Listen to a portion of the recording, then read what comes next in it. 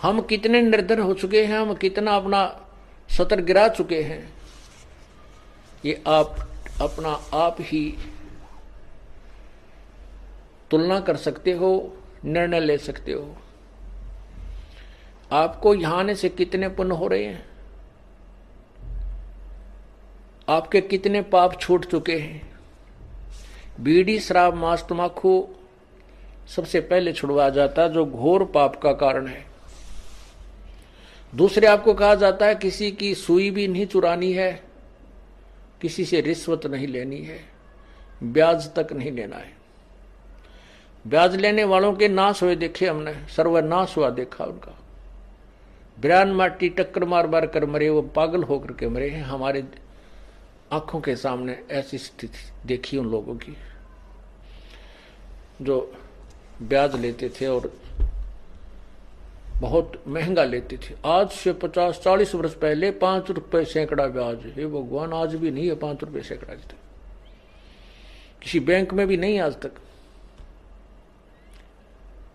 और फिर उस व्यक्ति की क्या दुर्गति हुई हमने आंखों देखा था। पागल हो गया, टक्कर मारा, अपनी टट्टी ने अपने मुंह पर मारा, कुआं खा ले, बुढ़ापे में बुरा हाल होकर मरा वो। तो परमात्मा यह कहते हैं कि ब्याज भी नहीं लेना हमने।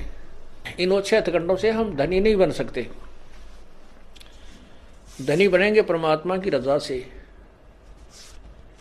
परमात्मा आपको इतना धन दे देगा आप सोच नहीं सकते। और कैसे दे देगा ये भी आप नहीं सोच सकते। कब देगा? जब आपकी नीत साबित हो जाएगी, आप में कोई दोष नहीं देखेगा, केवल उस परमात्मा से ही आपकी याचना होगी, अन्य किसी देव में आपकी आस्था नहीं रहेगी। फिर आपके घर में बरकत, आपके ऊपर आने वाली आपत्तियों को ऊपर जिन दुखों ने आपको यहां आने के लिए विवश कर दिया, तो आपके लिए वो दुख वरदान बन गए हैं। परमात्मा कहते हैं सुख के माथे पत्थर पड़ो, सुख के माथे सिला पड़ो, जो नाम हृदय से जाए, बलिहारी उस दुख के जो पल पल नाम रटाए। अब जो पुरानियां सुखी हो गए, उनका इतना बुरा हाल हो रहा था, अब उनको नियम बताए जाते हैं। बीड़ी शराब मांस तंबाकू सुल्फा भांग ना पीना, ना किसी को पिलाना, क्योंकि जैसे कोई चोरी चोर करता है उसमें कोई सहयोग देता है तो वो भी दोषी है, अपराधी है। ऐसे ही न तो आपने किसी को बीड़ी सिगरेट शराब तंबाकू ला के देनी है, ऐसे उठाकर भी साथ रखी और कोई कहे देखा ये देना मुझे बीड़ी रखी है, हाथ नहीं लगाना। आप जहर ने आप खावा सो गए, आपने वो उठा के भी नहीं देनी है। बीड़ी सिगरेट लगाने के लिए माचिस की तिल्ली भी नहीं देनी है, वो भी दोष रखेगा। तो हमारे सब भक्तों ने ये सब नियम स्वीकार कर लिए और पूजा कोई नहीं करनी। जो ये दास बताएगा वो वेदों और गीता और पुराणों के आधार पर होगी, वही करनी है। तो उससे आपको लाभ होगा, अन्यथा कतई नहीं होगा। अब कल आपने सुना था तिल भर मछली खा के परमेश्वर कहते हैं और लाख गऊ दे दान। एक गऊ, लागड़ गऊ, दूध वाली गऊ दान देने का बहुत पुण्य लिखा पुराणों में। कहते हैं तिल भर मच्छी यानी मांस खा के एक तिल जितना और लाख गऊ दे दान, उससे भी कोई लाभ नहीं होगा तो भी नरक निदान है। ओहो। तो इसी प्रकार परमात्मा कहते हैं जरा सा भी तंबाकू खा लिया इस नाम लेने के बाद, और बीड़ी सिगरेट पी ली या पान खा लिया जिसमें नशा होता है, तो उसी दिन तेरा भक्ति नष्ट हो जाएगी, ये नाम नहीं रहेगा। अब समझदार व्यक्ति नहीं गलती करेगा। जैसे माता गर्भ को रख यतन बना और ठेस लगे तो छन्न हो तेरी, ऐसे भक्ति जा। किसी बहन को 5, 7, 10 वर्ष में कोई गर्भ रहा हो, फिर वो रात में भी दुखी रहती है, चिंतित रहती है। जब वो करवट लेती है तो भी एकदम उठ के बैठ जाती है, कहीं मेरे बच्चे पर दबाव तो नहीं पड़ गया और ये खराब तो ना हो गया है, भगवान मेरा गर्भ खराब ना हो जाए। तो वो फिर उसको प्रफुल्लित कर लेती है, फिर वो बालक, वो लाल उसको प्राप्त होता है। ऐसे ही ये भक्ति है, इसको इतने जतन से रखना पड़ेगा आपने, यदि परमात्मा चाहते हो ना या आने की कोई आवश्यकता नहीं, क्यों डरे ढो खाम का। और आज देखना कुछ दिनों के अंदर ये समाज सुधरेगा, आपकी हर इच्छा परमात्मा पूरी करेगा, घर का दुख मिटेगा, शरीर का कष्ट मिटेगा, जो लाखों रुपए से बिना मिटना था, तो फिर आपको कितनी शांति और कितनी खुशी होगी और कितनी उमंग से आप आओगे। पहले वो बीमारी पर पैसा लगाते थे, फिर दान में खर्चोगे और दान से आपको पुण्य होगा। कहते हैं धर्म तो 10 का नहीं, 10 के तीनों लोग, और खैर आए तुम्हें खैर है, कीजिए तुम भोग। ये कितनी आवश्यक है और कितनी अनावश्यक है।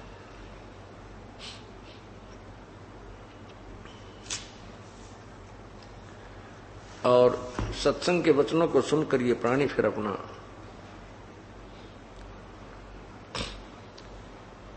जीवन बदल लेता है, अपनी प्रक्रियाओं में परिवर्तन कर लेता है। और इतना ही काम है, जो बुराइयां हम कर रहे थे उनको त्याग देना है, और जो प्रभु के दिए हुए नियम हैं, परमात्मा का जो संविधान है, उसको स्वीकार कर लेना है। हम संविधान तोड़कर अपराधी बन जाते हैं, संविधान नहीं तोड़ेंगे तो हम अपराधी नहीं बनते। संविधान कैसे कैसे टूटता है, बुराई करने से परमात्मा का संविधान टूटता है, शराब पीने से, तंबाकू प्रयोग करने से, मांस खाने से और अन्य नशीली वस्तुओं का प्रयोग करने से, चोरी, डाके, ठगी, जारी, बुरी नीयत और अन्य झूठ, कपट, हिंसा आदि से परमात्मा का विधान भंग होता है, जिस कारण से ये प्राणी अपराधी बनता है।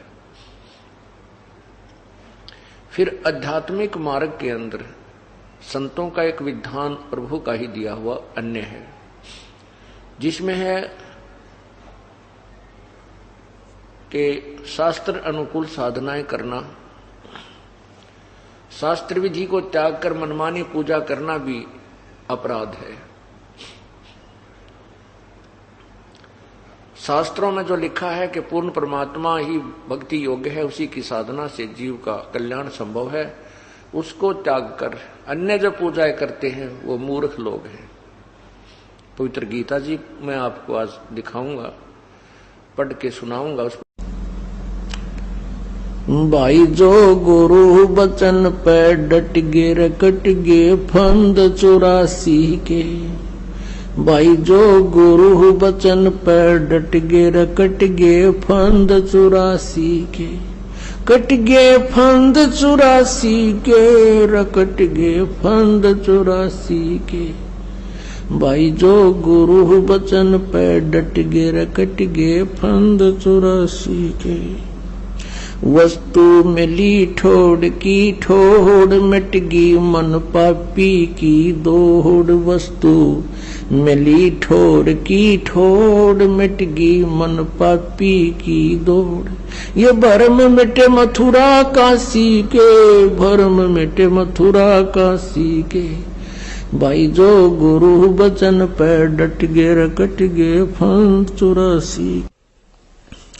तो यहाँ बीड़ी, शराब, मांस, तंबाकू और किसी प्रकार का दहेज, बकवाद, सांग, सिनेमा, फिल्म, ये बकवाद नहीं देखनी, ये मैच नहीं देखने आपने। अब क्योंकि जब हम साधु हो जाएंगे, संत हो जाएंगे, जब हमने पता लग जाएगा कि देखा है कोई देखने की चीज है, ये ताश खेल रहे ल मार बेगम हर के में लेना नहीं देना, क्यों मन में बकवाद चाहिए और सारा दिन सुबह से लेकर शाम तक लेप कर देखेंगे। और इसी तरह ये मैच, क्रिकेट के मैच 3-3 दिन आंख फाड़े बैठे रहे, क्या मतलब है इसका? अपनी भक्ति करे, मालिक ने याद करे, वह खेलने और हम देखा, जैसे मैं लड्डू खाऊं और तुम देखो, ओहो वो 2 खा गया। तुम न के बिल्ला बोले आदमियों, तो ये बालक बुद्धि से हमने थोड़ा हटके चलना पड़ेगा। वो तो अपने पैसे कमाओ, करोड़पति हो गए हैं, अरे ये भोली आत्मा उड़ बैठे जो मतलब टीवियां पर बैठे रहे, काम भी छोड़ दे। तो ये सारी बीमारी इस आधुनिक उपकरण का दुरुपयोग से होगी। ये फिल्म बकवाद गढ़ दी सारी उल्टे सुलटे हैं। किसी ब्याह दिखाओ लड़की का एडवर्टाइजमेंट करो, न घोड़ा पर बोझों पर डीजे, वह बीमारी सारे समाज में ठोक दी। और हम इससे उल्टा हटाएंगे। भक्ति तभी से रखना, अगर आपने जूते ही रखने हैं तो चाम के नहीं रखना, क्योंकि ये पशुओं को बेरहमी से मारा जाता है और उनसे काट कर ये चाम तैयार किया जाता है। पहले पुराने समय में जो चर्मकार यानी चमार जो जूते बनाते थे वो जीवित पशु को नहीं मारते थे। पशु मर जाते थे, उनकी खाल उतार करके अपनी मेहनत से उसको फिर जूता बनाने योग्य तैयार कर लेते थे। अब वर्तमान की तरह एक एक व्यक्ति 6-6 जोड़ी जूते नहीं रखता था। एक जूता जोड़ी, वह भी कति टूट ले, लित्र बन ले, उसके फिर थेगड़ी लवाए जाते थे और पहनते रहते थे। अब वर्तमान में तो बहुत जुल्म हो रहा है। भैंसों को, काटड़ों को, गौओं को बढ़िया चाम बनाने के लिए एक ऐसा केमिकल प्रयोग करते हैं, जीवित को भूखा रखते हैं, प्यासा रखते हैं, ताकि वो मांस समाप्त होकर के और चाम में समा जावे। और उसके जीवित के ऊपर ही फिर कहते हैं बहुत जबरदस्त गर्म पानी डाल देते हैं, वो फूल जावे और वो पशु बहुत बुरी तरह चिल्ला रहा होता है। फिर उनको काट दिया जाता गर्दन से और फिर वो बढ़िया जूते बनाए जाते हैं। तो पुण्यात्मा, जिस दिन से इस दास को ये ज्ञान हुआ है चाम के जूते, चाम की बेल्ट उसी दिन से त्याग दी थी। ऐसे ही आप जी को चाहिए कि चाम प्रयोग ही करना बंद कर दो, फिर अपने आप इन जीवों की हिंसा बंद हो जाएगी। मांस खाना बंद कर दो, अपने आप सुधार होना शुरू हो जाएगा। ये बातें कहने सुन से नहीं, ये किसी तरीके से इनका अंत किया जा सकता है। आजकल और अन्य बहुत अच्छे ट्रैक्शन वगैरह के जूते आते हैं, उनको पहन लीजिए। और जैसे मिलिट्री वगैरह में है, वो सरकारी मामला है, गवर्नमेंट का है, वहां आपको दोष नहीं है वो कैसे जूते पहनने को दे। प्राइवेट फिर आप वो नहीं पहनोगे, केवल ड्यूटी के समय वो पहन सकते हो, उसके बाद अपना दूसरे सिंपल चप्पल पहन लो, चाहे हवाई चप्पल, ये भी बढ़िया है। हमने अपने पापों के जो सोर्स हैं उनको खत्म करना है और जो पुण्य के सोर्स हैं उनको बढ़ाना है। परमात्मा कहते हैं, जा दिन सतगुरु भेटियो वो दिन लेखे जान, बाकी समय गंवा दिया बिना गुरु के नाम। परमात्मा बताते हैं कि जिस दिन आप जी को पूर्ण संत से उपदेश प्राप्त हुआ, आपका वो जन्मदिन है, वो आपका हैप्पी बर्थडे है। बाकी जो हम पहले लोक वेद के आधार से बर्थडे मनाया करते थे, वो हमने अब नहीं मनाना। उसको हम खुद हैप्पी बर्थडे मानना है, वो तो बड़ा दुख था हमारे ऊपर, कैर टूटा, जन्म हुआ, ना जाने कितने कष्ट जीवन पर आवेंगे, कोई बच्चा हो गया तो मर जाएगा, कोई बचेगा ना बचे, कोई बीमारियां, 100 प्रकार की समस्याएं, दिन रात धक्के खाने। वो कौन सा जन्म था, वो कौन सा हैप्पी बर्थडे था, वो तो ब्रांड मार्टी डे था और उस नाम हैप्पी बर्थडे मनाया करते। अब जिस दिन आप जी को उपदेश मिला वो नोट कर ले, आपका वो हैप्पी बर्थडे है। और 100 याद रखे भगवान कैसे प्राप्त हुआ वो दिन, जिस दिन आपकी शरण मिली मालिक। तो आज वो ये दिन जो है अमावस्या वाला, फाल्गुन के अमावस्या वाला दिन, ये वो हैप्पी डे है जो जिस दिन इस दास का उद्धार हुआ। गुरुदेव जी ने उपदेश बख्शीश किया। अब याद आती है उस दिन के महत्व की, आज याद आता उस दिन की महिमा। जे वो ना मिलता वो दिन, ये 17 फरवरी फाल्गुन अमावस्या सन 1988 को इस दास को उपदेश मिला था। आज 23 वर्ष का हो गया ये दास। वैसे शरीर की आयु लगभग 60 वर्ष की होगी, लेकिन असली आयु इस दास की 23 वर्ष है। उससे पहले जो जीवन था वो मनुष्य का नहीं, पशु के तुल्य था। पशु भी वही कर्म करते थे, ये दास भी वही कर्म करता था। और जिस दिन से गुरु मिले हैं, उपदेश मिला है, उस दिन से हमारा जन्म है। हमने मन जीती बनना पड़ेगा। कहे कबीर और सब दुखी एक संत सुखी मन जीती हो। आप मन जीत कर न्यू मन जीता जाएगा भगवान के ज्ञान से। जैसे अज्ञानता में अनजान बालक विष पड़ा हो, चाहे कितना पड़ा हो, पूरा खा जाएगा। और जब उसको पता चल जाएगा विष का एक कण कण भी कहीं गिरा हो और ये पता हो कि ये विष है, उसको छुआ नहीं गा, उसको तो मिट्टी में दबाओगा, नीचे कोई और भी ना खा ले। जैसे किरका जहर का रंग होरी हो, कहो कौन तिस खावे राम रंग होरी हो। अब क्या बताना चाहते कि तुम होरी माने खुशी मना रहे हो और करो खाओ जहर सारा दिन, दूसरों की बुरी सोचो, बुरी नीत रखो, रिश्वत लेते हो, फलान मिलावट करते हो, और तुम होरी मनाने की भी इंतजार कर रहे हो, खुशी भी की आशा करते हो। ये ऐसे आपके घर में होरी यानी खुशी नहीं हो सकती। होरी कैसी होगी? जैसे किरका जहर का रंग होरी हो। किरका माने कण, और कहो कौन तिस खाव राम रंग होरी हो। कि जिसने लो पता लगा जहर है फिर कौन खाओगा। और फिर देखियो इस राम रंग परमात्मा की तरफ से आपको कितनी होरी यानी खुशी मिलेंगी। तो फिर हमें ये जहर दिखाई देगा।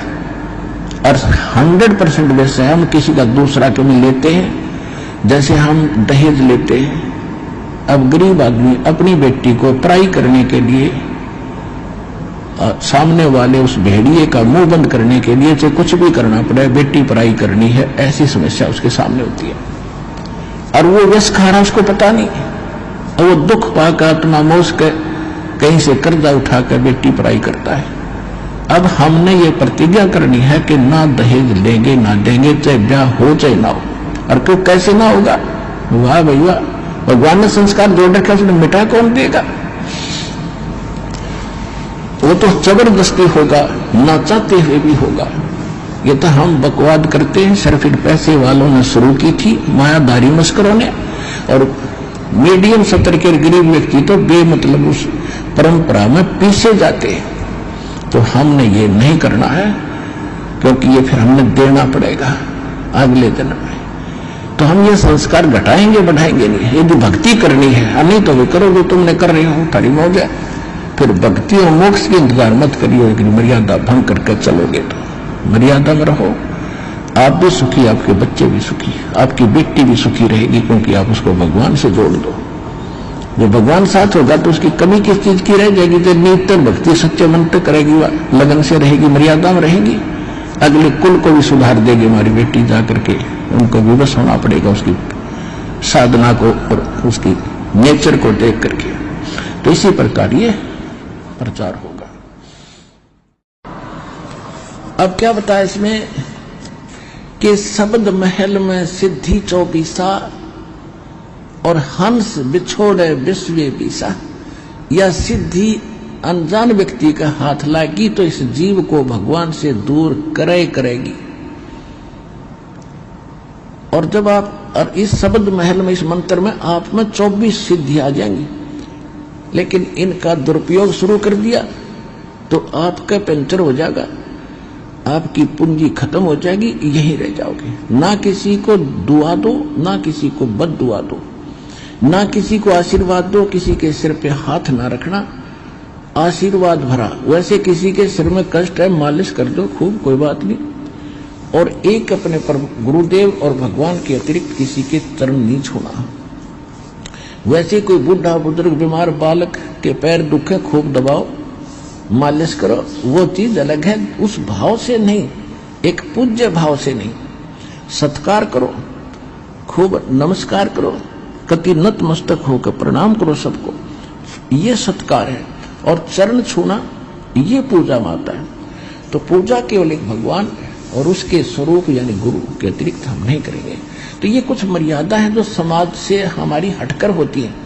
तो हमने समाज के अनुसार नहीं चलेंगे, चाहे हमने वो दुख वो परेशान हो, प्रसन्न हो या ना हो, हमने परमात्मा को प्रसन्न रखना है, हमने राम राज्य करना है, भगवान खुद खुश करना है।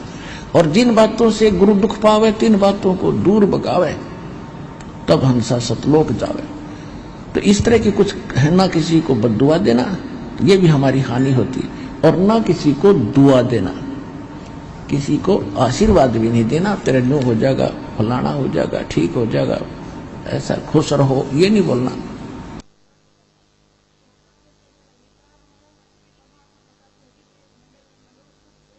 नमस्कार करो, प्रणाम करो, नमस्ते बोलो, राम राम कहता कोई राम राम बोल दो। क्योंकि राम क्या है, राम कौन है? उनका राम जो है सो हमारा राम तो वो है कबीर राम।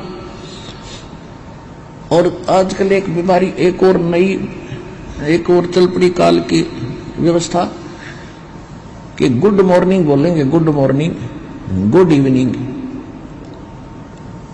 बता, ये नहीं बोलना हमने, ना गुड इवनिंग कहना, ना गुड मॉर्निंग और ना गुड आफ्टरनून। हम या तो सिंपल कह दो, वो कहता गुड मॉर्निंग, वो कह दो जी मॉर्निंग मॉर्निंग, और या बोल दो गॉड मॉर्निंग, गुड छोड़ के गॉड बोल दो, गॉड मॉर्निंग, गॉड मॉर्निंग। अब उसका मिलता जुलता अक्षर भी हो गया, विराजी हो जाएगा। गॉड मॉर्निंग, गॉड, अभ्यास बना लो अपना ये, God morning, God afternoon, God night, यानी गॉड गिवन है ये समय। सुबह भी उसकी दया से हुई है और दोपहर तक भी हम उसकी रजा से पहुंचे हैं, और शाम हुई है तो भी गॉड मॉर्निंग, गॉड इवनिंग, भगवान की दी हुई शाम है। गुड वैसे हो जाएगी हमारे कहने से, तुम्हारे कहने से हो जाएगी, लेकिन उसकी हो जाएगी, आपकी पेंटर हो जाएगा। तो इसी गलती ना करियो। जब आप कोई गाड़ी ले रखी कार, और उसमें से आप किसी दूसरे टायर में हवा भर दोगे, ना भाई मेरा भी काम बिगाड़ेगा, देखो सामने वो हवा वहां से भरवा लो जा करके। तो सतलोक आश्रम पर वाला बता दिए उनको कि वहां से भरवा लो वहां जाकर। सर्व सोने की लंका होती रावण से रणधीरम, और एक पलक में राज विराजी जम के पड़े जंजीरम। इसे मोटे उदाहरण दे रखे भगवान ने। ये आत्मा थोड़ी सी भी चेष्टा करे, इसके ऊपर ये भांग का नशा, इस माया का नशा हो रहा है, ये तुरंत उतर जावे। परमात्मा कहते हैं कबीर ये माया अटपटी सब गट आन अड़ी, और किस किस ने समझाऊं या कुएं भांग पड़ी। इस काल ने पूरे अपने लोक में या भांग डाल रखी माया की। माया माया चाहिए और कुछ नहीं दिखाई देता, क्योंकि एक दूसरे ने देखा देखी। किसी के पास अच्छा पैसा हो गया, उसने लड़की ब्याई, कर दिया नरा ड्रामा, वो चीज दे दी, फलाना दे दिया, धकड़ी आइटम दे दी। अब गरीब व्यक्ति की बेटी भी वहां देख रही होती है, और वो घर आकर कहती है कि माँ उस लड़की के पिता ने उसको ये कार दे दी, फलाना दे दिया, न्यू दे दिया। अब माता पिता समझ जाते हैं कि बेटी की इच्छा बन गई। तो वो गरीब आदमी उन दुष्टों के कारण, मायाधारियों के कारण फिर दुखी होना पड़ा उसने। वो किसी से कर्जा ले, बेचारा न सोचे बेटी दुखी ना हो जाए, इसकी आत्मा दुख ना पावे। यानी गणा नहीं तो कुछ एक आइटम अवश्य देता है। फिर यह परंपरा बन गई। पहले क्या था, एक साइकिल भी देनी है, अगलियां की 40 तिल देनी है, पछलियां की 25 देनी है। वो किसा एक कपड़ा घटिया घटिया सा लाकर वो आइटम पूरे करा करते। वो कितना काम आने के कोई ना, वहां से लेकर आगे धर दिए, अगला ना आगे दे दिए, उन और आगे धर दिए। वो गड़े जाया करते उन ट्रंका में, उन्हें कोई प्रयोग नहीं करा करता। सिर्फ पैसा बर्बाद करने का उद्देश्य था। तो अब हम इस ज्ञान से परिचित हो जाएंगे कि हम इन पाखंडों में नहीं बढ़ेंगे। तो इस माया की चकाचौंध में हम नो दुखी हो गए आधे से ज्यादा। तो अब हम दोबारा सेट हो जाएंगे। परमात्मा क्या बताते हैं, घरता 3.5 हाथ गणाते 3.25 है। और कह कबीर इस अधिक जो चाहे उसको नहीं, ताको नहीं विचार, वो तो नालायक आदमी है। तो इस प्रकार हमने इस शिक्षा से जो ग्रहण किया है, परमात्मा को समझेंगे, हमारा यही उद्देश्य था। तो सदग्रंथों को हम पहचान कर अब परमात्मा को पहचानेंगे। कबीर ये माया अटपटी सब घटा नड़ी, और किस किस ने समझाऊं या कुआ बांध पड़ी। अब जैसे इस दास ने आपसे प्रार्थना की बार बार कि भाई आज हम इस गलत परंपराओं को भी ठीक करना चाहते हैं, इसमें इस दास का सहयोग दो। भक्ति तो हम करेंगे ही करेंगे। कौन कौन सी परंपराएं हैं, जैसे अभी एक तो रक्षाबंधन, एक ये त्योहार आते हैं, इन पर पटाखे बजाओ में बेगन तारते हैं, निरा प्रदूषण फैला देते हैं, किसी की आंख फूट जाए, किसी का हाथ कट जाए, किसी का छोर माग लागी हो, सारा जल जाए, कितना को बदमपा दे लिया। तो इस तरह की जो हम करते हैं इसको हमने बंद करना है। अब जैसे सिद्धि और कोथली युग के फंड है, विचार करके देखो। पहले जैसी परंपरा शुरू हुई जब कुछ इसका कुछ और रीजन था, जैसे बारात है, इसकी क्या आवश्यकता है। आजकल के नाथ को ढंग के आदमी रह रहे, घुटी लाओ, बदनामी करे, नंगे खड़े होकर पेशाब करने लग जाओ, उन्होंने मेरा तो गीत खड़ा है, बाण बेटियां शर्म हो रहा है। तो ऐसे फंड में पान क्यों देकर रखा है, अपना सिंपल ब्याह करे। पहले क्या होता था कि जैसे ये बारात ले जाना जरूरी था, क्योंकि बैलगाड़ियां में जाया करते, दूर देश में जाना होता था, और पहले लड़कियों का अभाव था, और एक ब्याह जा करता, 6 खागड़ कुआरे रहा करते।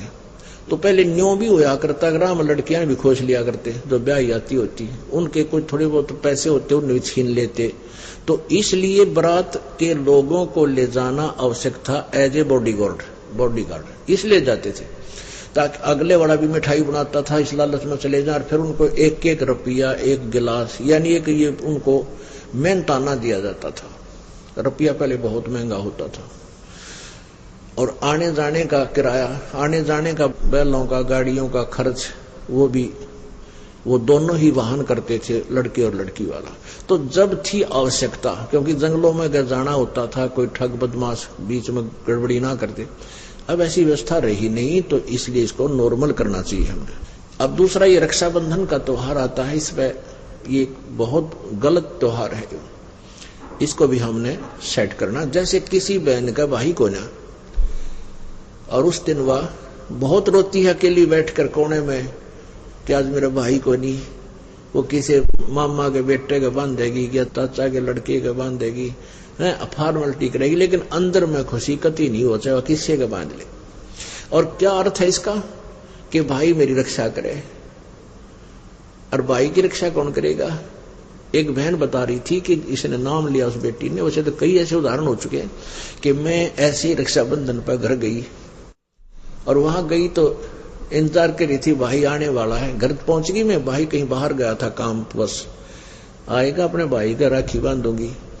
थोड़ी देर में भाई की लाश आई मेरे पास, उसका शव आया, मृत्यु होगी एक्सीडेंट में। अब टक्कर मार कर हो रही है, इकलौता भाई था। अब वो भाई अपनी ही रक्षा नहीं कर सका तो बहन की कैसे कर देगा। तो हम क्यों ना सारे ही अपने परमात्मा का राखी बांधा, जो सबका रक्षक है। तो ये परंपरा व्यर्थ की है, फदड़ फदड़ भागे जाओ, उधर से उधर जाओ, फिर वही दहेज वाला रौला, राखी बांधन जा, कोई 5,000 दे, कोई 500 दे बेबे को, यानी वो मुंह की तरफ ताके। तो इस तरह जो हम कर्जा बढ़ा रहे हैं एक दूसरे के ऊपर अपना, तो ये भक्ति मार्ग वालों के लिए विशेषकर प्रार्थना है। इस तरह की आडंबरों को हमने समाप्त भी करना है, क्योंकि हमने नहीं अपनाना, कोई ना मानता वो करने वाले करते रहेंगे, उनके लिए हमारा कोई।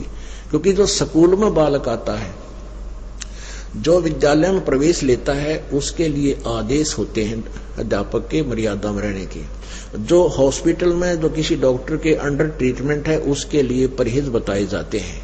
तो वो परहेज उस मरीज को मानने पड़ेंगे, और जिसने मरना है वो मरो, तोड़ो परहेज, करते रहो, फिर उसका लाभ कुछ नहीं होगा। ऐसे ये बहुत परंपरा है। अब जिनका भाई नहीं है उन बहनों के, उनकी भी यही दशा होती है। और इसमें एक लालच अहम होता है। पहले भी भाई वो था जो कभी कभी जाता था अपनी बहन का, कोई ऐसी बात नहीं थी, भाई बहन की तरह आते जाते थे। और उस दिन विशेष ड्रामा करेंगे, न्योक भाई थोड़ा सा राजी होकर सरेआम खड़ा होकर नो पैसे गणे दे दे, यानी पड़ोसन आदि के कहने से वो एक पाटड़ा उसका पटड़ा लगाएंगे, फिर उसकी आरती उतारेंगे, फिर तिलक लावेंगे, उसका टीका करेंगे। तो ये भक्ति मार्ग में ये नहीं चलेगा, क्योंकि हमने केवल एक मालिक की पूजा करनी है, किसी अन्य की नहीं, और अपनी पूजा भी नहीं करवानी है, क्योंकि हम फिर भक्तिहीन हो जाएंगे। इसलिए जैसे हम पहले भाई बहन थे, उस जिस दिन वो ब्याह है बहन का, बेटा लड़के या लड़की का, आप जा सकते हैं, सहयोग कराओ। कई दिन पहले चले जाओ, अगर टाइम है तेरे पास तो 1-2 दिन पहले जाओ, बहन का सारा काम करवाओ, आगे लाकर मदद करवाओ। और मान लीजिए कोई पैसे की आवश्यकता है तो बहन को पैसा दो, 10-20 हजार की आवश्यकता उसको दे दो, एज ए लोन दो, क्योंकि उस पर कर्जा ना बनेगा। फिर बहन धीरे धीरे उस पैसे को, मान ले जिसके पास ब्याह के पैसे नहीं है, ऐसे मदद करनी चाहिए हमें। और आप जी से बार बार प्रार्थना करते हैं, क्योंकि इस दास को एक सबसे बड़ी समस्या ये आ रही है कि हम इतना लंबा चौड़ा कोर्स है, जो 1 साल में भी पूरा नहीं होता, जो सत्संग विचार दास सुनाते। तो इसमें बीच बीच में सदग्रंथों के जो बड़े प्रकरण आ जाते हैं, तो इस तरह के जो ज्ञान है, जो छोटी मोटी जो ये परंपराओं के बारे में जानकारी बार बार नहीं दे पाता। तो इस तरह आप जी का फर्ज बनता है एक दूसरे को समझाए, भाई ऐसे ऐसे कहानी है और हमने इससे वापस हटना है। तो कहने का भाव यह कि हमने ब्याज भी नहीं लेना किसी से, वो काफर जो ऋण हत्या रखे, तो ब्याज हमने नहीं लेना किसी से। और मान लीजिए आपने आवश्यकता पड़ती है तो आप ब्याज दे सकते हैं, क्योंकि जब तक समाज में पूरा सुधार नहीं आएगा तब तक आपको आवश्यकता पड़ सकती है। आप कबीर साहब कहते हैं, कबीर आप ठगाइए और न ठगिए कोई, आप ठगाएं सुख होता है और ठगे दुख है। अगर आप किसी से ब्याज के पैसे लोगे आपको हानि होगी, क्योंकि आप अंडर ट्रीटमेंट है। और ये वचन है गुरु जी का, क्योंकि गुरु मर्यादा में गुरु वचन बहुत आवश्यक होता मानना। आपने ब्याज नहीं लेना, आप मदद करना चाहते हो किसी गरीब की, आप वैसे करो, फ्री दे दो कि भाई तेरे पर मेरे पैसे दे देना, और ये एज ए लोन में वैसे दे रहा हूं। मदद करनी चाहिए, ये नहीं सोचना कि ये लालच में तो हम दे देते थे ब्याज पर, आप किसी की मदद नहीं करें, अवश्य करना है। आपके पैसे नहीं मर सकते, ये गारंटी देता है दास, चाहे 10 दिन आगे पाछा होंगे। और परमात्मा भी आपका प्रसन्न रहेगा, आपकी मौज कर देगा, आपको इतना संतोष देगा भगवान, क्योंकि परमात्मा जो प्रसन्न हो जाता है इतनी बरकत कर देता है घर में, आप सोच भी नहीं सकते कहां से आ रहा है ये पैसा, कैसे बरकत हो रही है। इसलिए भगवान की तलाश किया करते। और ये तो अच्छे हथकंडे अपना कर हम धनी होना चाहो, नहीं तो दुनिया लाग रही है फिर, और कोई धनी हुआ दिखता ना। और इससे आप इतने धनी हो जाओगे आप सोच भी नहीं सकते। तो इस प्रकार हमने इन त्रुटियों से भी बचना है। प्रसंग जो चल रहा है उसी पर आते हैं। अब हम देखा करते थे जब दास गांव गांव में जाकर के पाठ किया करते 3 दिन, पहले दिन चले जाते थे, अगले दिन प्रकाश करते थे, और तीसरे दिन चौथे दिन हम वापस चल पड़ते थे दोपहर को भोग लगा के। तो हमने कई इतने पाठ रखे गए हमारे पास कि जैसे ये होली आती है ना, होली, और फिर अगले दिन वो डंडम डंडा लट्ठम लट्ठा खेल लग रहे, वो फाग, वो भी आता। तो हम सत्संग करने जाते थे, पाठ करने जाते थे, तो हम तो कर रहे होते पाठ, हमारे साथ 5-7 भक्त भी जाते थे, घर के परिवार के सदस्य भी वहां के होते थे। तो बाकी देखा करते, हम तो अपने दरवाजा बंद करके बैठ जाते अंदर कमरे में, बाहर नहीं निकलते थे। और बाहर देखा है उद मस्त आ रहे हैं, देर रंग पर रंगे रंग, किसी का मुंह का गुलेला, बांदर के से मुंह करे अंडा सारे लाल लाल है, कोई गारा में पड़ा है, कोई कीचड़ में, कोई दारू पी रहा है, इतनी बिरान माटी आराम बैठ कर भजन करें, परमात्मा के गुणगान करा।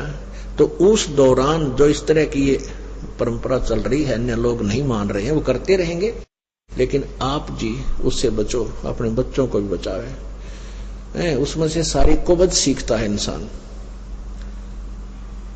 तो इस प्रकार हमने इन परंपराओं से बचना है। ना कोई पटाखे ये बजाते हैं ना, पटाखे बम वगैरह, ये बिल्कुल नहीं बजाने, बच्चों को मना कर देना, गुरुजी का आदेश है, हमारा नाम खंड हो जाएगा।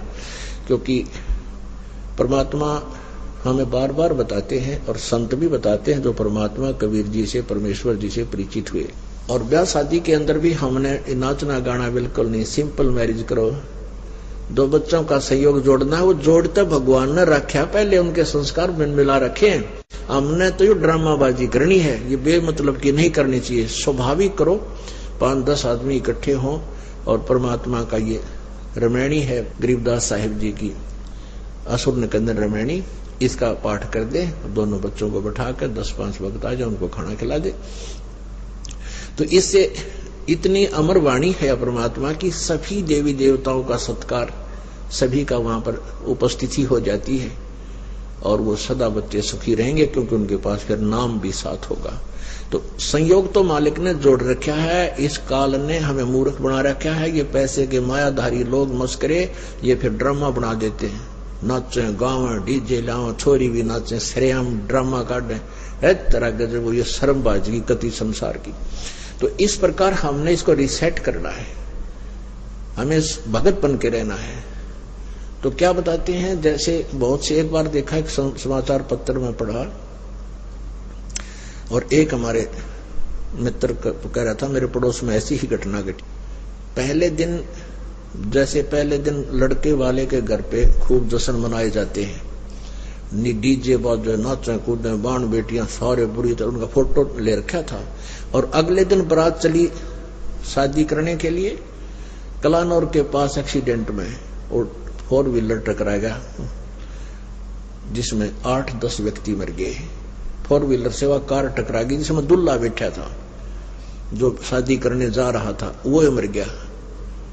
और अगले दिन दोनों फोटो साथ साथ दे रखे थे, टक्कर मार रहे, बाल पाट रही वो बहन बेटियां जो पहले दिन नाचे थी, फंड कर रही थी, अरे टक्कर मार रही है।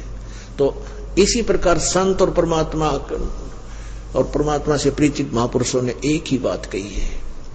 एक बार नानक साहिब जी से कहा कि प्रभु, हे भगवान, आप कभी हमें खुशी नजर नहीं आती, ना इन त्योहारों के अंदर आप कभी सहयोग में शामिल होते हो। तो क्या कहते थे कि ना जाने काल की कर डारे, किस भी ढल जा पासा वे, और जिनाते सरते मौत खड़क दी, उन्होंने केड़ा हासा वे। अब ना बेरा कब के बिजली गिर जाए, 1 सेकंड का नहीं भरोसा किसी का भी। जैसे आप पिछले इतिहास देख लो, 2005 के अंदर हरियाणा के 2 कैबिनेट सत्र के मंत्री एक ही हेलीकॉप्टर में मृत्यु को प्राप्त हुए। उनकी कितनी आशाएं थी, कितनी उमंग थी, किसी मंत्री बने जो पता नहीं क्यों बढ़ाइयां बैठी थी, मिठाइयां बैठी थी, और गए 1 सेकंड में। या क्या, किस चीज पर प्रसन्न हुआ इंसान, या भूल लाग रही है, अज्ञानता में हम ऐसी कर रहे थे। हमें डर के रहना चाहिए, भगवान का भजन करना चाहिए, और कभी किसी का बुरा नहीं करे। कोई राजपद प्राप्त भी कर लेता है तो कभी भगवान से डर के कलम चलावे, गलती नहीं करे, अपने पापों की गठड़ी सिर पे नहीं रखा, नहीं तो लद्या जाएगा वो पापों से गधे की तरह।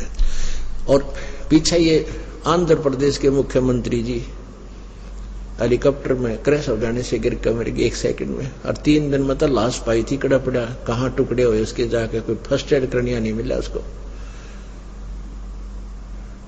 और भी बहुत से प्रमाण हैं, जैसे यहाँ पीछे पेपर में आई थी कि हिसार का एक डॉक्टर, बहुत अच्छा डॉक्टर, आंखों का, काफी प्रॉपर्टी उसके पास, अपने छोटे बेटे की एडमिशन दिलाने के लिए पति पत्नी और वो बेटा बैठे जहां थे, कार लिए जा रहे थे अपनी, एक्सीडेंट में तीनों मर गए। और यहाँ पैसे का उसके ऊपर कोई गिनती नहीं कितनी उसके पास, 1 सेकंड में गया। क्या ले गया तो हमारे कबीर साहब कहते हैं, परमात्मा कहते हैं, कबीर ये माया अटपटी सब गट आनड़ी, और किस किस न समझाऊं या तो कुआ भांग पड़ी। जिसने इस भांग को पी रखा है वो सारे इससे काम लाग रहे, उसी धुन में है। पोलैंड का एक पूरा कैबिनेट, यानी जिसमें मंत्री प्रधानमंत्री सारे बैठे जाते एक जहाज में, और उस पूरा क्रश हो गया, क्षणवा आदमी मर गए। बताओ, वो सारा कैबिनेट मंत्री महामंत्री सारे मर गए एक सेकंड में। तो पुण्यात्माओं, हमारा इस काल की भांग का इतना नशा हो गया कि ये इतने हम रोज देखें झटके, फिर अपना असर कती नहीं होता। हमने अंडी पाके अंडे जा, और ये अंडीपना इस ज्ञान तो मिटेगा। ये जो ज्ञान आप सुनोगे, हृदय में जमाओगे, तो जब बात बनेगी। ये बातें कहन सुन की नहीं भाई, ये कर पाड़न की है। तो क्या कहते हैं, नानक साहब जी से कहा था, पूछा करते, वो कहते थे, ना जाने काल की कर डारे और किस विध ढल जा पासावे, और जिनाते सरते मौत खुड़क दी उन्हानू केड़ा हंसावे। या किस चीज पर नाचे गावे, किस चीज की खुशी मनावे, एक सेकंड का भरोसा नहीं। आज पुत्र होने की खुशी मना रहा, डफ बजा रहे सब कुछ, और महीना पीछे मृत्यु हो जाती है, टक्कर मार रहे हैं। तो ये ड्रामाबाजी हम ज्ञान से ही बंद कर सकते हैं, कहने सुनते नहीं हो सकती। तो ज्ञान होगा इस तत्व ज्ञान से। आप सत्संग में आओ, अपने बच्चा ने भी लावे, पुस्तक दो, सीडी ले जाओ, सस्ते से सस्ती दे रहे हम यहाँ सीडियां। हमारा उद्देश्य है कि जनसाधारण तक ये ज्ञान पहुंचे किसी तरह, और ताकि ये आग लगी हुई है ये बुझ जाए, मानो का जो हौस बढ़ गई है माया की, ये कम हो और परमात्मा की भक्ति करके अपना कल्याण करवाए। ये वास्तविक माला है। तो ये परमात्मा हमें यही बताना चाहते थे कि तुम जो साधनाएं कर रहे हो, इनसे कोई लाभ नहीं होगा, और कोई विकार नहीं छोड़ रखा उन कबीर पंथियों ने।